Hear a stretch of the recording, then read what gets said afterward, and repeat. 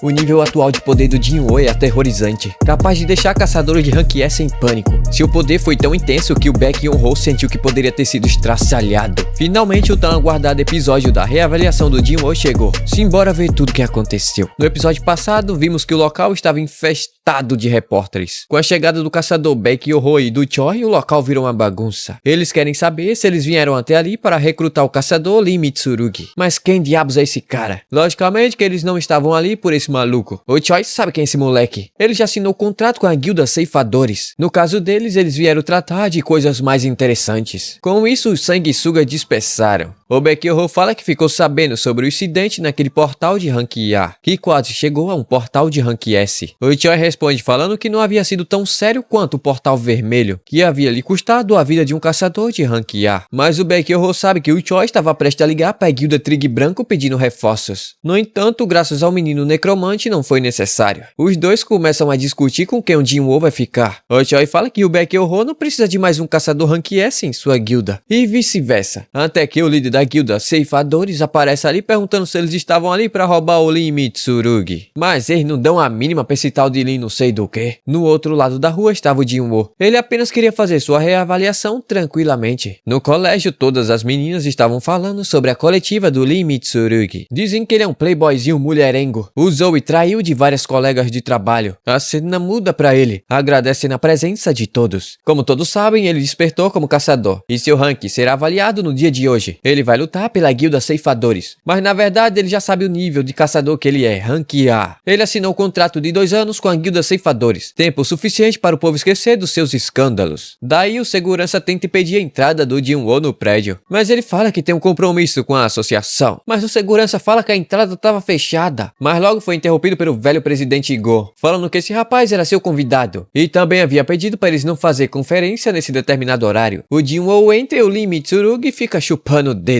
Ele tenta ir atrás do presidente Go, mas foi barrado pelo chefe Won. Nesse momento havia outra pessoa sendo avaliada. Sua entrada não seria permitida até que ele saísse. Ei, meu amigo, tu sabe com quem você tá falando? Infelizmente eu nunca te vi, mas sua falta de consideração não me agrada nem um pouco. Lá dentro estava o Baek Yeon-ho e o Choi, aguardando pelos resultados do Jinwoo. Já fazem 2 anos desde a última aparição de um caçador Rank S. Logicamente que eles ficaram interessados. Já dentro da sala, aparentemente bem reforçada. Antes de iniciar a reavaliação, eles gostariam de saber a real natureza das habilidades do menino Sun. Ele fala que consegue aparecer essas coisinhas aí inofensivas. No caso, invocação ou algo semelhante. Mas o presidente Gon fala que ele não deve ser modesto. O diretor Won havia lhe feito um relatório bem detalhado sobre suas habilidades. Não é como se ele fosse esconder algo desse velho idoso. Daí, meus amigos, o chão havia sido pintado de preto. Todas as sombras se erguem. Uma pressão intensa é sentida. Dito isso, posso manifestar umas centenas dessas. Isso será algo inacreditável. O Choi fala que essa quantidade de poder é um absurdo. Já o Baek Yeon-ho pensa que essa quantidade de poder é capaz de acabar com ele sem muitas dificuldades. Esse era o real nível de poder do Jinwoo, capaz de colocar até medo em um caçador de Rank S. Momentos depois, a reavaliação havia sido finalizada. Essa é a nova identidade do caçador Jinwoo. Agora ele pode vender o orbe da avareza sem apresentar muitas suspeitas. O dinheiro deve ser o suficiente para cobrir os equipamentos que ele vai precisar para completar o castelo demoníaco. O presidente Gon fala que com isso ele é um caçador de Rank S, e ele está ansioso para ver o que o Jinwoo fará com sua força. Já no corredor, o Choi parabeniza o Jinwoo pela sua reavaliação como caçador de Rank S. Eles perguntam se ele teria um minutinho para conversar, mas o menino Sun não tá pra papo não. Eles tentam avisar que não é uma boa ideia ele passar pela porta da frente, mas aí já era tarde demais. Foi pego pelo terror das celebridades, os paparazzis. A Jin e a amiga dela não estavam acreditando que o Jinwoo estava sendo anunciado como caçador de Rank S. O Beisola mordeu os beiços quando viu o anúncio. A menina que tinha uma queda pelo Jinwoo ficou feliz. A live estava sendo transmitida em toda a Coreia. O primeiro caçador a surgir depois de 2 longos anos. O Lin não sei do que foi deixado de lado. A cena muda pro amigo do Jinwoo, conversando novamente com seu pai. Ele não havia conseguido trazer o Jinwoo para sua guilda. Havia algo que ele precisava resolver sozinho, e para isso ele precisa continuar lutando para ficar mais forte. Entrar em qualquer organização iria atrapalhar seus planos. Por esse motivo, Jinwoo pediu ajuda do Jinho. O velho fala que seria bastante egoísta da sua parte aceitar esse pedido. Ele já estava decidido a deixar o Jin Sung comandar o seu projeto, mas o Jinho trouxe outra proposta apesar de tudo que havia dito, e sem ter conquistado absolutamente nada. Ele pretende abandonar suas responsabilidades e trabalhar em outro lugar. Ele pede desculpas, mas vai trabalhar com o menino necromante. Nesse caso, ele deve estar preparado pelas consequências consequências que estão por vir. Enquanto isso, na frente da associação, os seguranças estavam tentando manter os repórteres longe do menino monarca. O Ben Kyo-ho fala pro Jin-woo não se esgotar falando com eles. Irão lhe dar uma carona até sua casa. Mas o Jin-woo fala que está tudo bem e isso não vai ser necessário. Ele simplesmente desapareceu e reapareceu do outro lado da multidão. O Choi fala que por um mago ele tem bastante habilidade com o físico. No entanto, o Ben Kyo-ho estava assustado. Sua velocidade havia sido tão veloz que seus olhos não conseguiram acompanhá-lo. Ele ficou ainda mais forte. Agora é hora de se preparar. No leilão de caçadores. O Jin-woo estava procurando artefatos capazes de protegê-lo contra o fogo. O negociante quer saber sobre os detalhes. Bom, basicamente ele vai entrar numa dungeon que é bastante quente. Literalmente no próprio inferno. Sendo assim, lhe é adequado uma capa e um anel fácil de ser equipado. Agora, o preço é um absurdo. O Jin-woo tenta barganhar, mas o preço não pode ser alterado. No entanto, se ele conseguir quebrar esse vidro, pode levar todas as peças de graça. Esses vidros são magicamente aprimorados, feitos para suportar até golpes de caçadores de rank A. O Jin-woo pensa,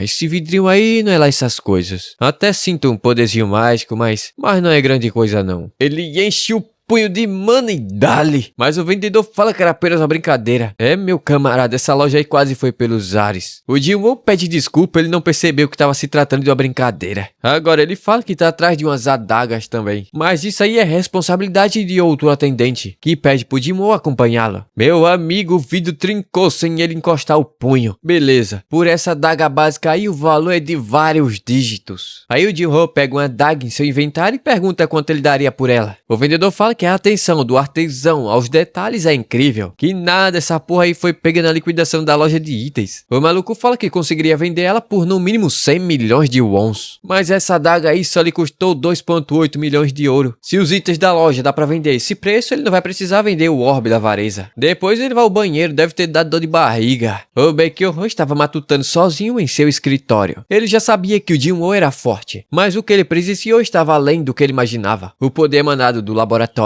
sua velocidade e capacidade física. Seu despertar já deve ter sido concluído há muito tempo. Mesmo assim, ele ficou ainda mais forte. Ele chega à conclusão de uma única pergunta. E se isso não for um segundo despertar? Mas sim a capacidade de ficar mais forte conforme o tempo passa. Dia seguinte, a Gina estava meio assustada. Finalmente, aqueles jornalistas haviam ido embora. Tudo isso é culpa do Jin-woo, por ter feito toda aquela cena na televisão. Assim, amanhã ele vai sair novamente. Vai ficar fora por uma semana. Daí alguém bate na porta. O Jin-woo sai furioso pensando que era algum jornalista, mas na verdade era seu fiel companheiro, o Yeon Jin-ro. A Gina pergunta quem diabos é esse moleque. Ele diz que é assistente de confiança do Jin-woo e também seu futuro marido.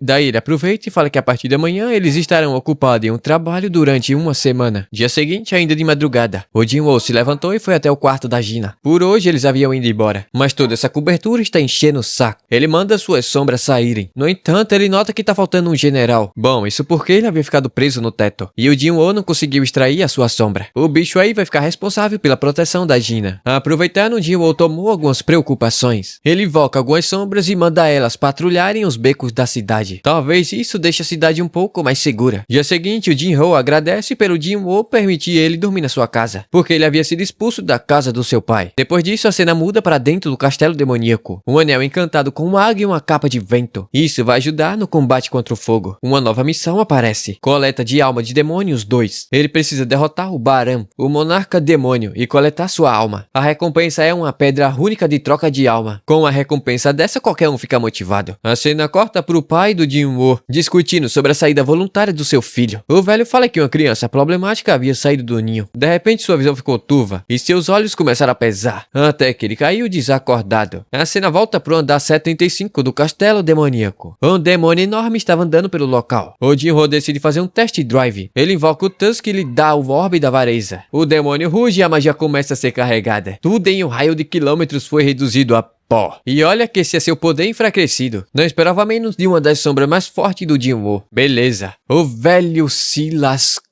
Pegou a doença do sono eterno. Basicamente começa com períodos de sonolência repentina, até finalmente levar a pessoa em um coma profundo. Essa doença apenas afeta pessoas com baixa resistência à mana. Em um mundo repleto de mana, ele não tem resistência a ela. Essa é a seleção natural da vida. Na Ilha Jejum, 2 aventureiros estavam patrulhando, até que ficaram cara a cara com uma formiga vermelha. De volta ao Jin-woo, é dito que para aumentar a eficiência ele criou 6 esquadrões de sombras. Quando foram enviadas receberam 2 ordens: matar qualquer inimigo que seja encontrado, e se encontrarem a permissão de entrada devem avisar. Mas já fazem 2 dias que eles chegaram a andar 80. O ritmo decaiu bastante. De repente suas sombras começaram a ser eliminadas. Ele decidiu dar uma olhada. Na frente dos Ursos da Neve, um esquadrão de cavaleiros. Um deles foi o suficiente para derrotar o líder do esquadrão das sombras. O Jinwoo diz entender toda a situação. Ele aparece e o cavaleiro ataca. Facilmente ele desvia e um chute e o cavaleiro havia sido arremessado. Os demais atacam, mas facilmente foram fatiados. Já faz tempo que ele está com a dúvida em mente. Monstros mágicos sentem medo? Acho que isso responde minhas perguntas.